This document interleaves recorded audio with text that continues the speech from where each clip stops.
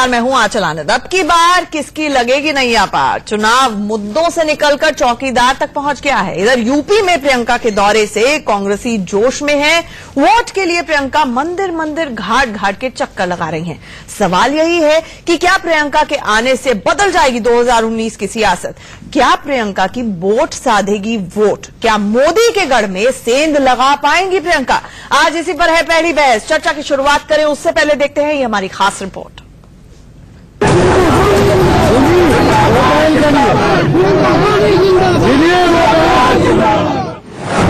प्रयागराज, भदोही, फूलपुर, मिर्जापुर और वाराणसी, ये वो 5 सीटें हैं जहां का दौरा प्रियंका को अपनी 3 दिवसीय गंगा यात्रा के दौरान करना है। लेकिन ये वो 5 सीटें हैं जिनमें अगर वाराणसी को छोड़ दें तो कांग्रेस 1984 के बाद से एक भी चुनाव नहीं जीत सकी। दूसरे शब्दों में कहें तो कांग्रेस इन सीटों पर करीब करीब खत्म पड़ी है और पूर्वी उत्तर प्रदेश की इन सीटों पर विजय पताका फहराने का इरादा लेकर प्रियंका निकली हुई है। अब सिलसिलेवार ढंग से समझते हैं कि इन सीटों पर प्रियंका के सामने चुनौती कितनी बड़ी है। सबसे पहले बात प्रयागराज की। प्रयागराज में लोकसभा की 2 सीटें आती हैं, फूलपुर और इलाहाबाद। साल 1984 में इलाहाबाद से अमिताभ बच्चन के बाद कांग्रेस कभी नहीं जीत सकी। फूलपुर में भी कांग्रेस 1984 में ही आखिरी बार जीती थी। फूलपुर और इलाहाबाद कभी कांग्रेस का गढ़ हुआ करते थे। खुद नेहरू और लाल बहादुर शास्त्री जैसे नेता फूलपुर और इलाहाबाद से जीतते रहे थे। लेकिन वक्त के साथ ये सीटें कांग्रेस के हाथ से निकल गई। प्रियंका को अब कांग्रेस की ये ऐतिहासिक सीटें फिर से हासिल करनी है। अब बात करते हैं मिर्जापुर सीट की। मिर्जापुर सीट पर भी कांग्रेस आखिरी बार 1984 में जीती थी। तब उमाकांत मिश्रा मिर्जापुर से कांग्रेस सांसद चुने गए थे। 1984 से 8 लोकसभा चुनाव हो गए लेकिन कांग्रेस ये सीट जीत नहीं सकी। कुछ ऐसा ही हाल भदोही सीट का भी है। ये सीट साल 2009 में परिसीमन के बाद अस्तित्व में आई थी और यहां से भी कांग्रेस को अपनी पहली जीत का इंतजार है और इस बार ये जिम्मेदारी प्रियंका गांधी के कंधों पर है। ऐसी ही एक और सीट है चंदौली। चंदौली से भी आखिरी बार 1984 में ही जीती थी। तब से कांग्रेस इस सीट पर कभी तीसरे नंबर पर भी नहीं पहुंच सकी। नहले पे दहला यह है कि इन सीटों पर कांग्रेस के लिए लंबे वक्त से जीत का अकाल पड़ा हुआ है, लेकिन प्रियंका इस सिलसिले को तोड़ना चाहती हैं। इसलिए उन्होंने अपनी गंगा यात्रा के रूट में इन सीटों को शामिल किया है। यानी प्रियंका के सामने चुनौती बड़ी है। लेकिन एक बड़ा सच ये भी है कि प्रियंका के पास इन सीटों पर काम करने के लिए वक्त बेहद कम है। तीसरे दिन की गंगा यात्रा शुरू करने से पहले प्रियंका ने मिर्जापुर में पीएम मोदी पर जमकर हमला बोला। मीडिया से बात करते हुए उन्होंने कहा कि हम डरने वाले और झुकने वालों में से नहीं हैं। हमें जितना प्रताड़ित किया जाएगा उतना ही तेजी से लड़ेंगे। दरअसल प्रधानमंत्री ने आज एक ब्लॉग लिखा जिसमें सीधे तौर पर कांग्रेस के वंशवाद और परिवारवाद पर उन्होंने हमला बोला। उन्होंने कहा कि देश के संस्थानों को ध्वस्त करने के पीछे यही परिवारवाद रहा है और विकास को चुना गया जनता द्वारा 2014 में, जिसका जवाब प्रियंका गांधी ने दिया।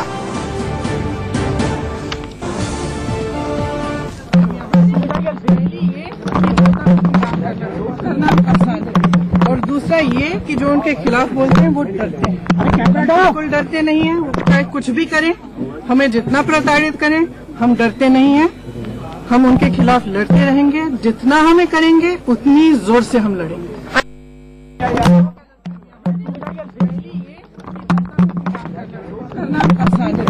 और दूसरा ये कि जो उनके खिलाफ बोलते हैं वो डरते हैं। बिल्कुल डरते नहीं है। चाहे कुछ भी करें, हमें जितना प्रताड़ित करें, हम डरते नहीं हैं।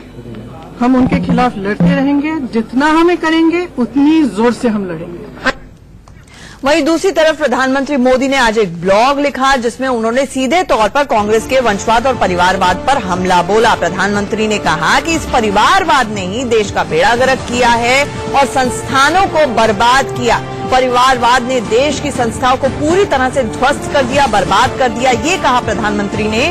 और 2014 में देश ने परिवारवाद यानी डायनेस्टी रूल को छोड़ते हुए विकास को चुना था। कांग्रेस सोचती है कि वही सही है, न खाता न वही, जो कांग्रेस कहे वही सही, जो कि सही बात नहीं है। प्रधानमंत्री ने सीधे सीधे यहां पर कांग्रेस पर हमला बोला, जिस पर जवाब दिया प्रियंका गांधी ने।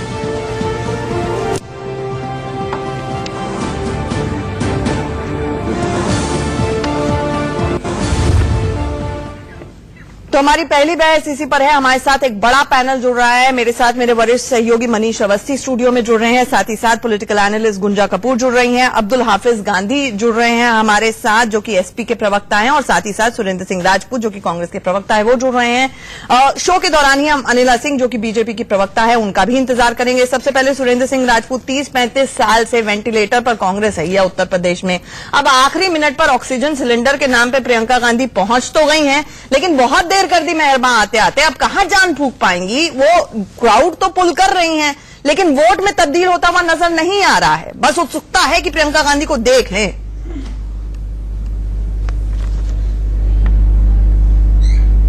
आचल जी, आप कह रही हैं, अब नरेंद्र मोदी जी अपने तथाकथित ब्लॉग में कह रहे हैं, मुझे ये बता दीजिए। नहीं, एक्चुअली बीजेपी, मैं चाहती थी बीजेपी ये सवाल कर रही है आपसे, उनके मुंह से कहलवाती, लेकिन अनिला सिंह जुड़ी नहीं है, इसलिए I have to play a devil's advocate at times, इसलिए जवाब दे दीजिए।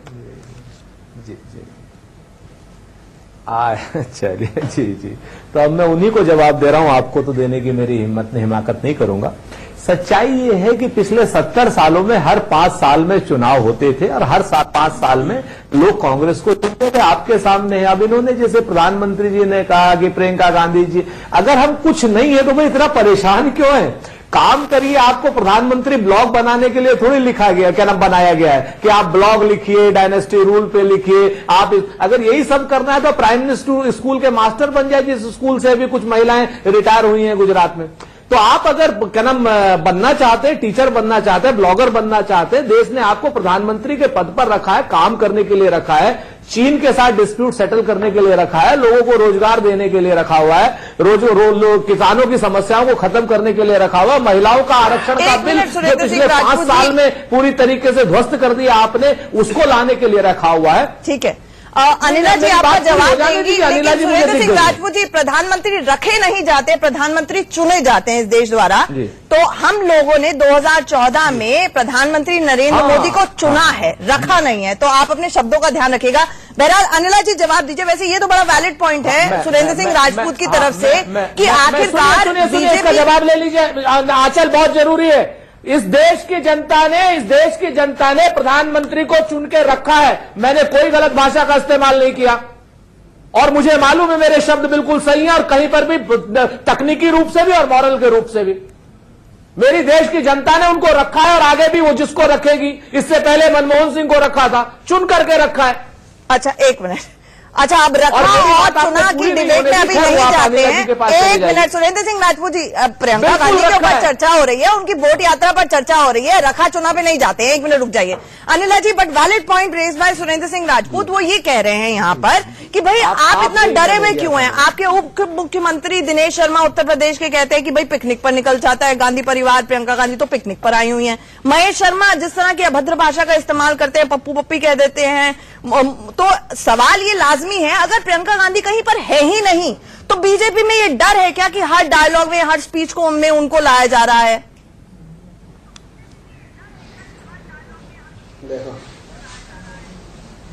आंचल जी, एक चीज मैं बेहद स्पष्ट कर देती हूं। सबसे पहली बात तो कांग्रेस के पास कोई मॉरल राइट नहीं है कि भाषा की क्या मर्यादा होनी चाहिए, क्या मर्यादा नहीं होनी चाहिए, उसके ऊपर हमें कोई भाषण सुनाए। ऐसा राजनीतिक दल का अध्यक्ष जो देश के प्रधानमंत्री को चोर कहता हो, बारंबार प्रधानमंत्री चोर है, प्रधानमंत्री चोर है, ये कह कर बात करते हो, तो वो भाषा की मर्यादा क्या समझ सकेंगे? और जहां तक ब्लॉग लिखने की बात है, ब्लॉग लिखने के लिए कुछ पढ़ाई लिखाई समझदारी की आवश्यकता होती है, वो कांग्रेस के अध्यक्ष के पास बिल्कुल भी नहीं है, तो वो ब्लॉग लिखने का दूर दूर तक सोच भी नहीं सकते हैं। तीसरी बात यह है कि हम पिछले 3 दिनों से देख रहे हैं प्रियंका गांधी वाड्रा जो है सभी चैनल पे लगातार दिखाई दी जाती है, सुबह से लेकर तक दिखाई दी जाती हैं। राहुल गांधी की स्पेस जो है मीडिया चैनल से बिल्कुल गायब हो चुकी है, तो डरने का विषय यहां राहुल गांधी को है प्रियंका गांधी वाड्रा से। भारतीय जनता पार्टी जो है, कोई भी राजनीतिक दल हो, कोई भी राजनेता हो, चाहे वो किसी भी रूप में हमारे सामने खड़ा है, हम उसको खत्म करने में विश्वास रखते हैं।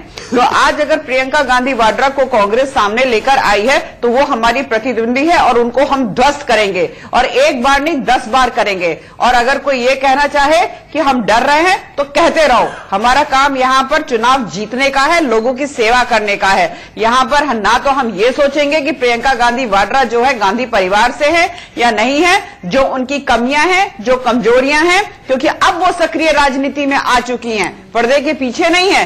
सक्रिय राजनीति का ये बहुत कटु सच है कि आपको बहुत सारा जहर पीना पड़ता है, तो पिए।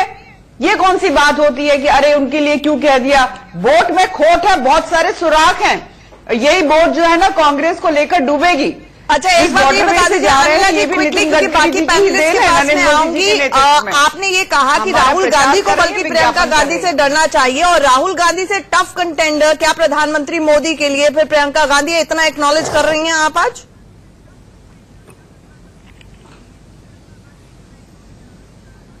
ज्यादा बड़ी को दिया दिखाएंगे और आप सोचेंगे कि सूरज की रोशनी कम हो जाएगी। ये तो वही बात है। प्रियंका गांधी वाड्रा ने अभी तक क्या अपने आप को प्रूव करके दिखाया है? कभी कहीं की विधायक रही, कहीं की सांसद रही, कोई पद संभाला?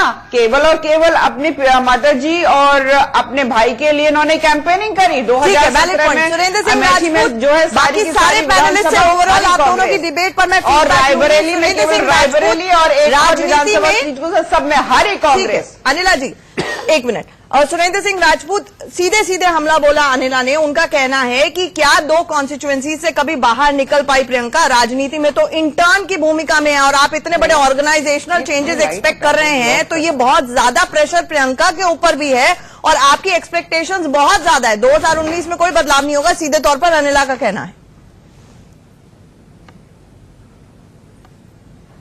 बिल्कुल, अनिला जी बड़ी विद्वान प्रवक्ता हैं अपनी पार्टी की। वो जो कह सकती हैं उन्होंने कहा हम ध्वस्त करेंगे, खत्म करेंगे। इन शब्दावलियों पर आपको परेशानी नहीं हुई। खैर, ये आपका अपना मामला है।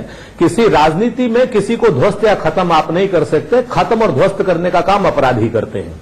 जो आपराधिक मानसिकता के होते हैं वो इस तरीके की भाषा का इस्तेमाल करते हैं। दूसरी बात, बिल्कुल सही कहा, प्रियंका गांधी जी राजनीति में बिल्कुल अभी आई हैं और हमें गर्व है कि वो अभी आई है, क्योंकि वो अपने परिवार को पूरी जिम्मेवारी से पूरा करके, परिपक्व करके तब उन्होंने राजनीति में कदम रखा है। अपने परिवार को छोड़ करके, भाग करके, पलायनवादी नीति से उन्होंने राजनीति में कदम नहीं रखा। बच्चों को पूरा परवरिश दे करके वो आई हैं, और वो जब आई हैं, जो आदमी अपने परिवार को पूरी तरीके से देख सकता है, अच्छे तरीके से कर सकता है, वो देश को भी परिवार के रूप में अच्छे तरीके से सर्व करेगा, ऐसा हमारा मानना है। उस तरीके से सर्व नहीं करेगा जो भगोड़े होते हैं अपने परिवार से, वो देश के भी भगोड़े होते हैं। जो छोटी वो बड़ी जिम्मेवारी क्या पूरी करेंगे जुमलेबाजी के अलावा?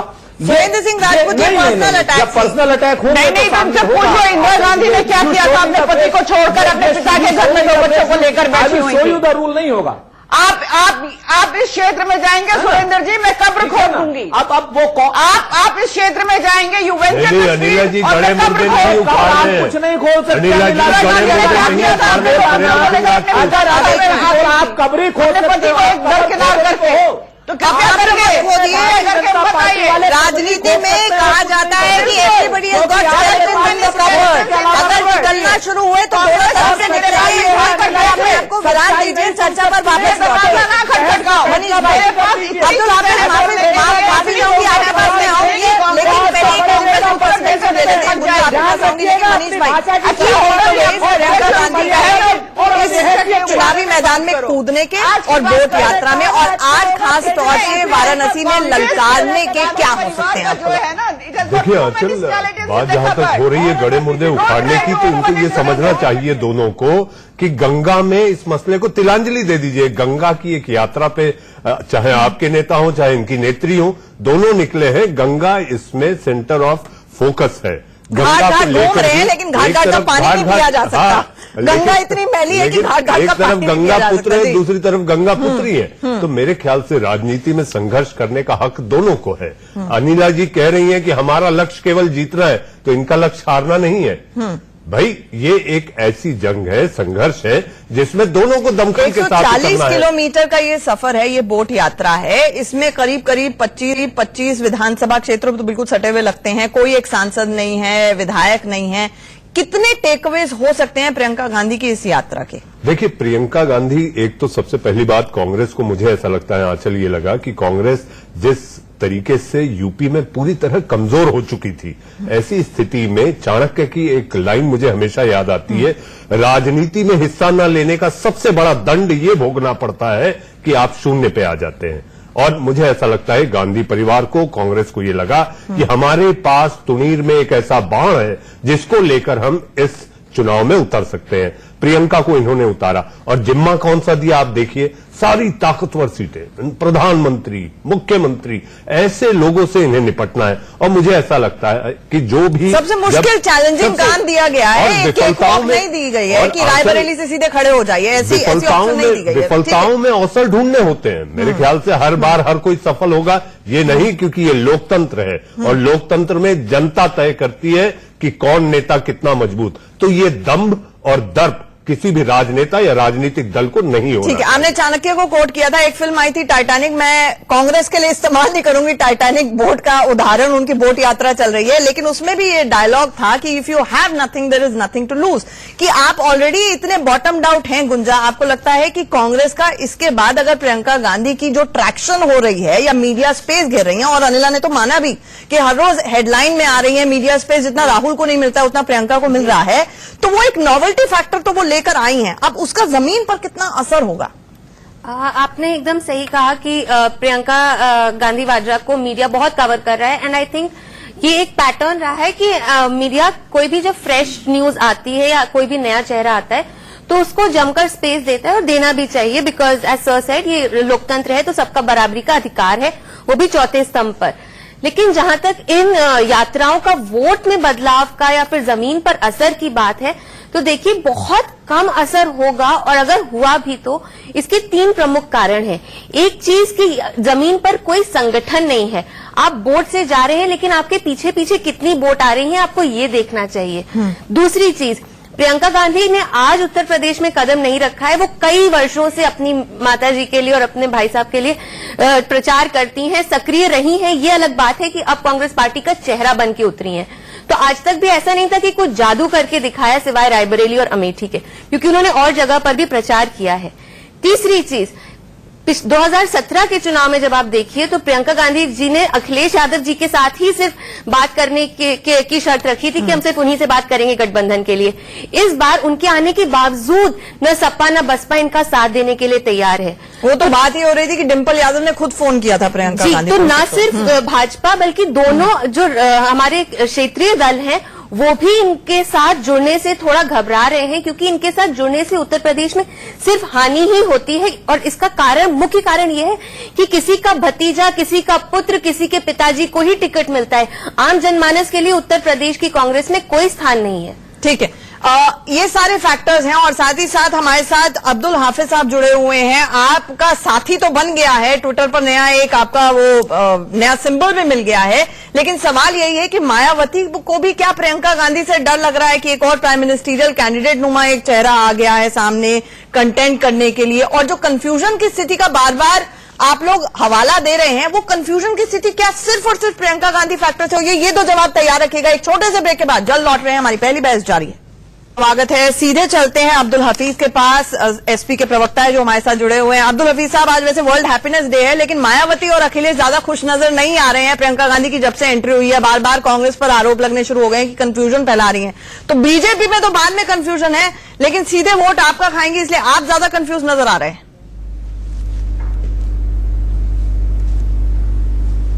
देखिए आंचल जी, खुशी और दुखी होने का सवाल नहीं है। हर पॉलिटिकल पार्टी इंडिपेंडेंट है और अपनी स्ट्रेटेजी और जो उसका कैंपेन है वो उसको डिजाइन कर सकती है और उसको इंप्लीमेंट भी कर सकती है। मैं समझता हूं कि प्रियंका गांधी जी उसी अपने अधिकार का इस्तेमाल कर रही हैं जो भारत के संविधान और भारत के कानून उनको देते हैं। तो हमारे राष्ट्रीय अध्यक्ष माननीय अखिलेश यादव जी ने प्रियंका गांधी जी की जो औपचारिक एंट्री हुई थी पॉलिटिक्स में, उसका स्वागत किया था, क्योंकि हमारी पार्टी का यह स्पष्ट तौर पर मानना है कि पॉलिटिक्स के अंदर युवाओं और महिलाओं की भागीदारी बढ़े, और जो डिसीजन मेकिंग इंस्टीट्यूशंस हैं या प्रोसेसेस हैं उसके अंदर कम से कम महिलाओं की, युवाओं की भागीदारी सुनिश्चित होनी चाहिए, और इसलिए राष्ट्रीय अध्यक्ष जी ने इसको स्वागत किया था। अखिलेश जी ने तो माना, लेकिन मायावती जी जो आपकी साथी हैं वो इतनी गुस्से में क्यों नजर आ रही हैं? क्यों प्रियंका गांधी मिलने चली गई थी चंद्रशेखर आजाद से, इसलिए? नहीं, नहीं, देखिए ये तो आपके मीडिया का स्पेकुलेशन है कि कोई गुस्सा है, कोई नाराज है। मैं इतना कहना चाहूंगा कि उन्होंने सिर्फ इतना कहा नहीं तो मायावती कि कोई नाराज है, तभी political तो कह party रही है कि किसी तरह का 7 सीटें confusion की पैदा ना एहसान करे। करने की इस जरूरत नहीं है, लिहाज से 80 सीटों पर आप उम्मीदवार उतार दीजिए। ये नाराजगी होती है सर, इससे ज्यादा नाराजगी क्या होगी राजनीति में, किस तरह से जाहिर होगी? नहीं तो आंचल जी आप सुन तो लीजिए। देखिए स्पष्ट मैं आपको बता दूं कि उत्तर प्रदेश के अंदर जो गठबंधन है उसमें 3 पॉलिटिकल पार्टीज हैं, समाजवादी पार्टी, बहुजन समाज पार्टी और आरएलडी। इसके अलावा हमारे गठबंधन में कोई भी पार्टी नहीं है और इसलिए बहन कुमारी मायावती जी ने और बाद में अखिलेश जी ने भी कहा कि हमें कांग्रेस की 7 सीटें नहीं चाहिए, वो 80 की 80 सीटों पर लड़ाएं, क्योंकि बाकी जगह भी वो लड़ा रहे हैं तो इन सीटों पर भी लड़ाएं। जहां तक हमारा 2 सीटें छोड़ने का सवाल है तो हमारा कांग्रेस से चाहे गठबंधन हो या ना हो, पहले भी हमने ये 2 सीटें परंपरागत तौर पर कांग्रेस के लिए छोड़ी हैं, तो ये हम पहली बार नहीं कर रहे हैं और इसलिए आपके सारे सवाल खत्म हो जाते हैं कि उनकी सीटें हम क्यों मना कर रहे हैं। तो उनकी सीटें हम इसलिए मना कर रहे हैं कि बाकी जगह लड़ा रहे हैं, बाकी जगह इन सातों जगह भी लड़ाएं और हमारा अलायंस में 3 पॉलिटिकल पार्टियां और कोई पॉलिटिकल पार्टी नहीं है। और इसलिए मायावती जी का इस तरह का बयान आया और इसलिए अखिलेश जी का भी इस तरह का बयान आया कि उत्तर प्रदेश के मतदाताओं में किसी भी तरह से कोई भ्रम की स्थिति ना रहे, कंफ्यूजन ना रहे। 7 सीटें आउट ऑफ रिस्पेक्ट छोड़ने की बात कही तो आपने कहा एहसान करने की जरूरत नहीं, हटाइए, आप 80 सीटों पर लड़ाइए, तो ये नाराजगी नहीं है? मनीष भाई एक क्विक रिबटल। आंचल जी पहली बार अगर छोड़ी हो तो आप बताइए, हम तो हर बार छोड़ते हैं। अब्दुल जी मेरा ये कहना था, आपकी बगल में सुरेंद्र राजपूत भी बैठे हैं, क्या 2 सीटों की रहम है ये आपके लिए राजपूत साहब?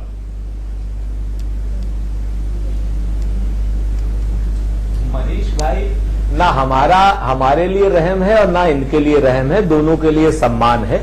सच्चाई यह है कि उन्होंने सम्मान स्वरूप हमारे लिए 2 सीटें बड़े हमारे नेताओं के लिए छोड़ी, हमने सम्मान स्वरूप उनके 7 बड़े नेताओं के लिए, लेकिन बाकी जगह तो अपमान हो रहा है। उनकी पार्टी में हर पार्टी का अपना मानना होता है।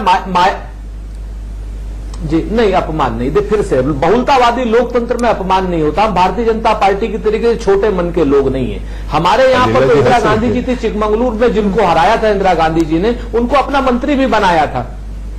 अगर आपको याद हो तो आप तो क्या नाम राजनीति के विद्यार्थी भी हैं और बड़े पत्रकार हैं। चिकमंगलुर में जिनको इंदिरा जी ने हराया था उनको अपने मंत्रिमंडल में मंत्री भी बनाया था। तो ये हम लोगों की तो परंपराओं का हिस्सा है।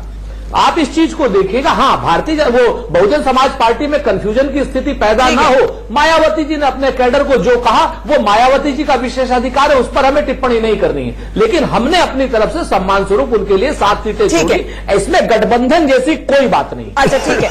एक ब्रेकिंग न्यूज आ रही है, उसका रुख कर लेते हैं, फिर पहली बहस पर आते हैं। चौकीदार चर्चा में है, कांग्रेस बीजेपी में आर पार की जंग है, लेकिन बीजेपी नेता मुख्तार अब्बास नकवी का ये कहना है कि चौकीदार से वो लोग डरते हैं जो खुद चोर हैं। सीधे सीधे बड़ा हमला बोला गया है प्रियंका गांधी और राहुल गांधी पर।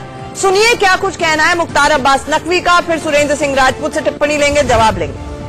सर, आज प्रधानमंत्री मैं भी चौकीदार कैंपेन के तहत 25 लाख से ज्यादा लोगों से इंटरेक्ट करें। मैं भी चौकीदार एक जन आंदोलन बन गया है और हर व्यक्ति उसके साथ जुड़ रहा है।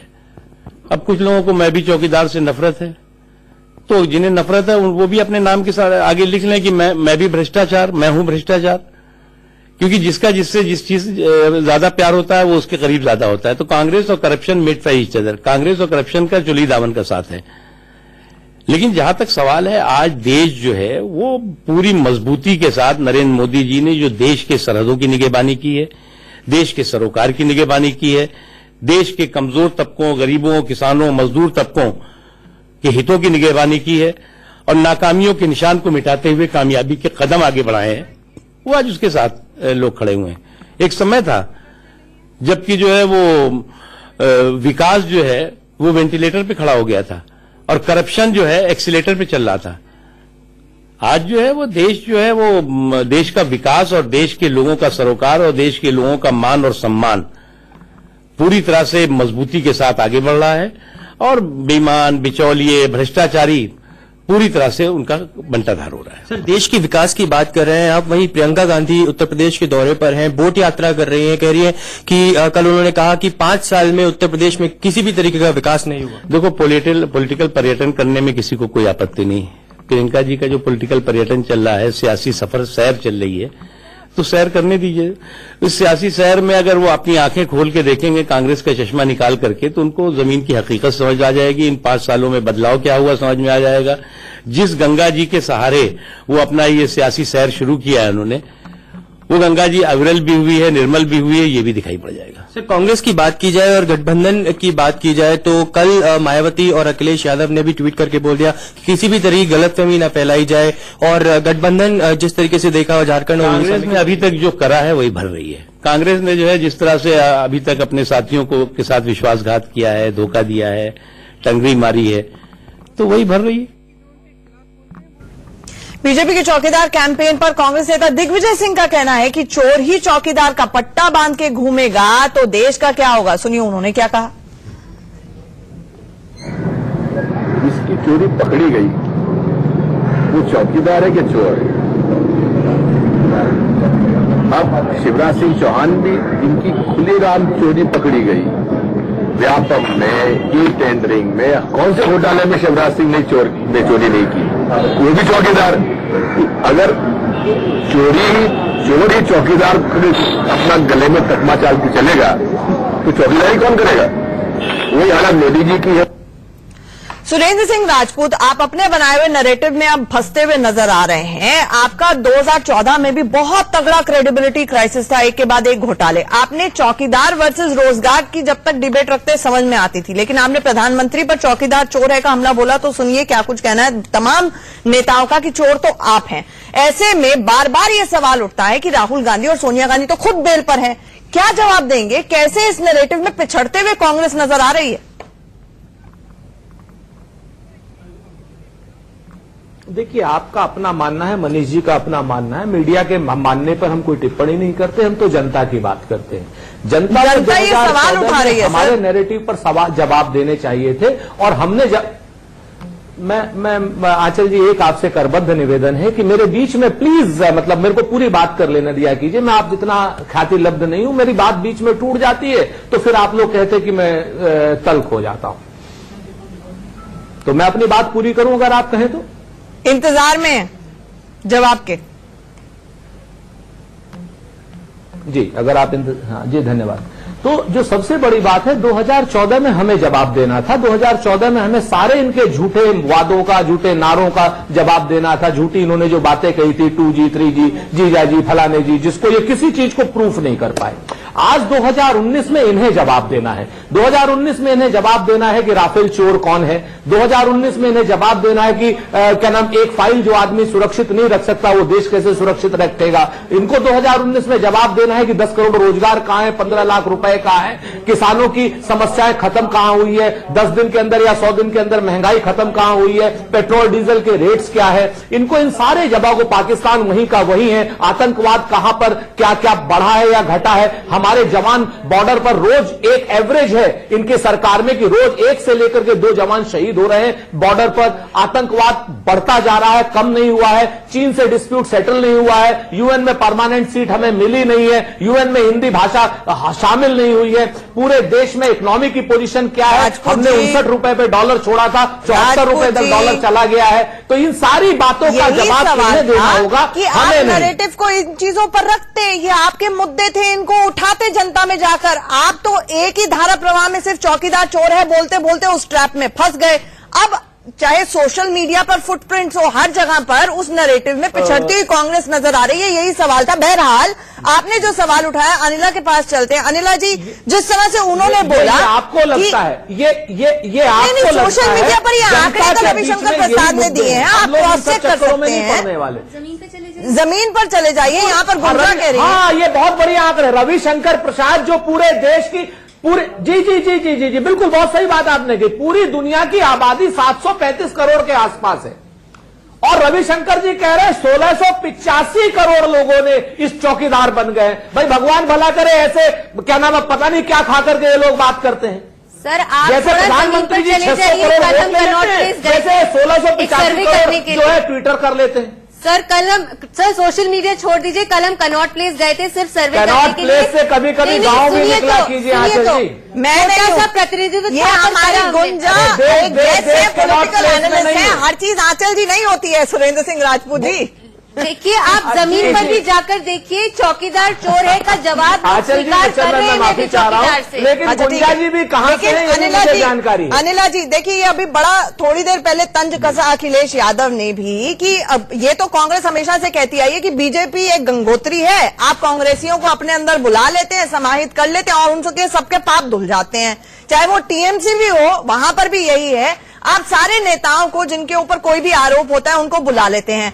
अब अगर आप एमपीज को रिपीट नहीं कर रहे हैं एंटी इनकम्बेंसी के चलते और उनकी खराब परफॉर्मेंस के चलते, तो अखिलेश यादव ने दो टूक सवाल ये भी पूछा है आपसे, फिर तो कैप्टन ऑफ द शिप भी बदला जाना चाहिए, इसको कैसे डील कीजिएगा?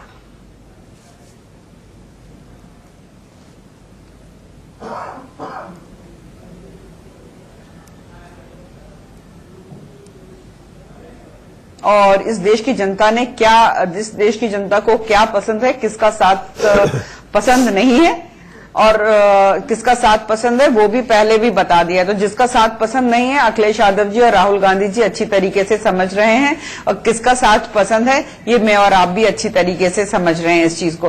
पर अभी ये पूरी बहस, आंचल जी, मैं जब से प्रियंका गांधी वाड्रा ने अपनी ये वोट जो कि जिसमें खोटी खोट है उसकी यात्रा शुरू करी है, मैं एक चीज ऑब्जर्व कर रही हूं, जैसे पूरे टीवी में जो मीडिया स्पेस है, राहुल गांधी बिल्कुल बिल्कुल गायब हैं और केवल प्रियंका प्रियंका प्रियंका। तो मुझे एक चीज स्पष्ट होती हुई दिखाई दे रही है, कांग्रेस में विभाजन एक टाइम पे बना था, कांग्रेस आई बन गई थी, अब मुझे तो भविष्य कांग्रेस का विभाजित होते हुए कांग्रेस पी बनते हुए दिखाई देती है, क्योंकि यहाँ पे राहुल को नकारा जा रहा है, प्रियंका को स्वीकार किया जा रहा है। तो ये द्वंद तो पहले कांग्रेस आपस में निपट ले। और जहां तक रही समाजवादी पार्टी बीएसपी अलायंस की, और कांग्रेस के हमारे यहाँ कोई विभाजन नहीं है, हमारे यहाँ कोई विभाजन नहीं है सुरेंद्र जी, परंतु मैं आप तय कर देना, विभाजन है, दो लोगों को छोड़कर पूरी भाजपा एक है और मोदी और शाह एक है। तो यहाँ आज की डेट में यहाँ पर सीधी सी बात है, आज भाजपा जिसकी नेता आप आज ही गडकरी की इंटरव्यू आई है कि 220 क्लब कोई नहीं है, 220 क्लब कोई नहीं है, आज ही गडकरी जी की इंटरव्यू आई है।